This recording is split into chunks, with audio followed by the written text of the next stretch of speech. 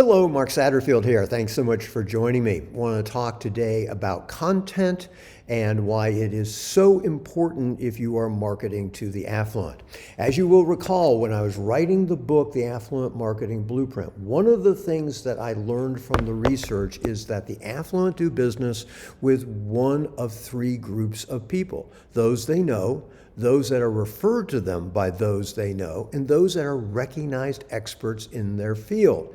So, let's say you want to become that recognized expert in your field. How do you go about doing it? Well, the simple answer is content.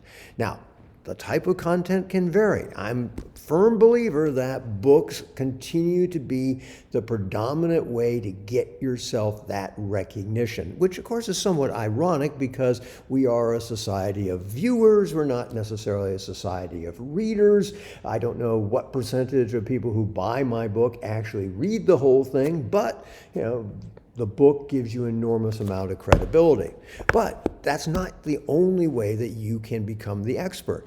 Videos such as these are hugely powerful, and what they do is they accelerate that know, like, and trust process. When I talk to clients who are interested in becoming a private client of mine, so often what they say is I feel like I know you because I've seen your videos, even though we've never talked before.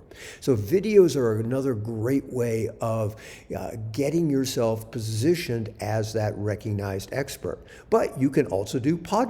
That works really well for people. I have a friend by the name of Sven Farron. Sven Farron, try to say that 3 times fast. He's a financial advisor in New York City, does a lot of podcast work, and he's gotten himself very well known to the affluent community, specifically widows, through his podcast. So podcasting can work. Writing articles for trade publications, writing a blog, even social media posts.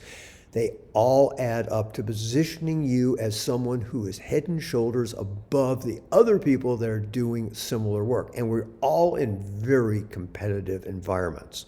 So, what I'd like to have you think about is what kind of content can you produce on a regular, consistent basis? And as I mentioned in the beginning, you probably want to be putting out content more frequently than you may think. As you know, if you're a subscriber to mine, I send out new stuff 3 times a week. Now, you may not want to do 3 times a week, and that's fine.